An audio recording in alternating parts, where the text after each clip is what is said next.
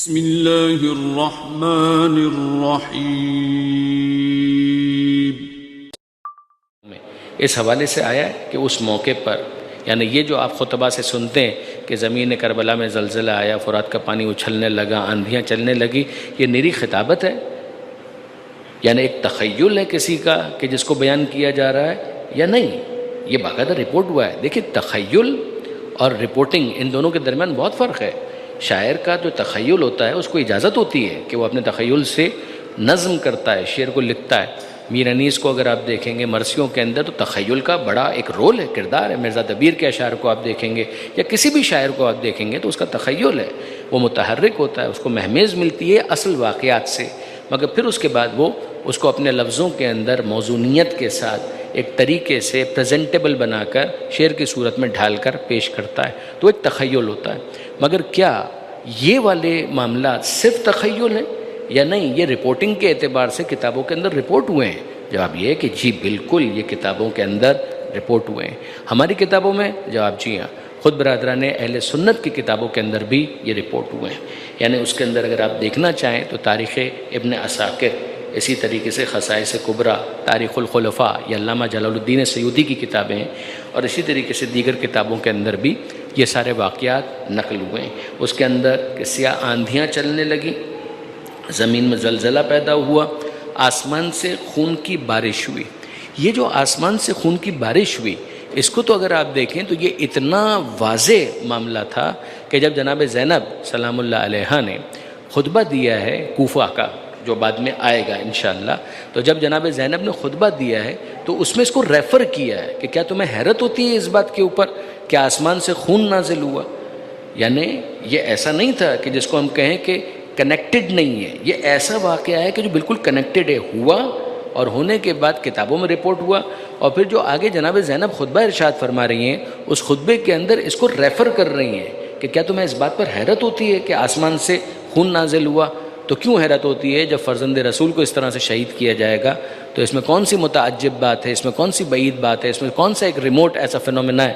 کہ آسمان سے بارش نازل نہیں ہو سکتی؟ اسی طریقے سے برادران کی کتابوں میں یہاں تک یہ آپ کو ملے گا کہ فلسطین کے اندر بھی فاصلے پر ہے، مگر وہاں پر بھی اگر زمین سے کوئی پتھر اٹھایا جاتا تو اس کے نیچے سے تازہ خون جوش مارتا ہوا دکھائی دیتا تھا، اور 40 دنوں کی صراحت آئی ہے کہ 40 دنوں تک۔ اسی لیے جو چہلم کے حوالے سے بھی جو استدلال کیا جاتا ہے، ہمارے لیے تو معصوم کی روایت کافی ہے، لیکن خود برادران کے پاس بھی یہ چیزیں کہ 40 دن تک باقاعدہ سوگ کا یہ عالم اور سوگ کی یہ جو کیفیت ہے یہ بالکل عالم کے اندر ظاہر ہوتی رہی مختلف نشانیوں کے ذریعے سے۔ تو اسی طرح سے اور بہت ساری چیزیں کہ جو یہاں پر لکھی ہوئی ہیں کہ بعض لوگوں نے تو یہ سمجھ لیا کہ شاید قیامت برپا ہو گئی دن میں، کیونکہ ابھی عصر عاشور کا مطلب یہ ہوا کہ رات نہیں آئی ہے، مگر دن میں تارے نظر آنا شروع ہو گئے، اتنی تاریکی، سورج کو گہن لگ گیا، آسمان سے خون برسا، اور اس کا اثر دیواروں اور کپڑوں پر مدت تک باقی رہا۔ یعنی اگر باقاعدہ کپڑا پھیلا دیا جاتا تو اس کے اوپر وہ سرخ نشانات نظر آتے تھے۔ ایک تو یہ ہے کہ آسمان سے بارش ہو رہی ہے، ایک یہ ہے کہ اگر کسی نے باقاعدہ کپڑا پھیلا دیا تو اس کے اندر وہ جو موئسچر ہے وہ ریڈنس کے ساتھ یوں ایبزارب ہو کر اپنے وجود کا پتہ دیتا تھا کہ یہ عالم جو ہے سوگوار ہے حسین ابن علی کی شہادت کی وجہ سے۔ اچھا، اگر آپ اس کو دیکھیں، میں اس کو لمبا نہیں کرنا چاہ رہا، لیکن یہ کہ بہرحال اس انداز سے وہ جملے ہم کو دکھائی دیتے ہیں، اور پھر اس کے بعد کہ یہاں تک کہ چادریں بھی چھین لی گئیں، اور اس میں پھر اس کے اندر یہ ہے، یہ بھی جملہ میں عرض کر ہی دوں کہ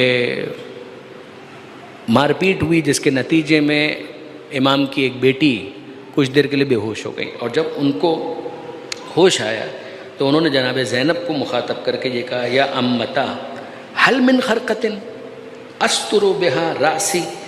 ان اعین النظار، کہ پھوپھی اماں کوئی کپڑے کا ٹکڑا کہیں موجود ہے؟ میں خاص طور پہ اس کو کیوں اس طرح سے پڑھ رہا ہوں آپ کے سامنے، مجھے کبھی کبھی ڈر لگتا ہے کہ میرے نوجوان دوست جو ہے نا، یا میرے بچے، کیونکہ ذاکرین پڑھ دیتے ہیں، خطبہ پڑھ دیتے ہیں تو کتابوں میں کہیں نہیں ہوگا، بس پڑھ نہیں۔ برادران عزیز، آل محمد پر جو بیتی ہے نا، میں اور آپ اس کا اندازہ نہیں کر سکتے ہیں۔ یعنی یہ واقعاً اس سے جو البیرونی،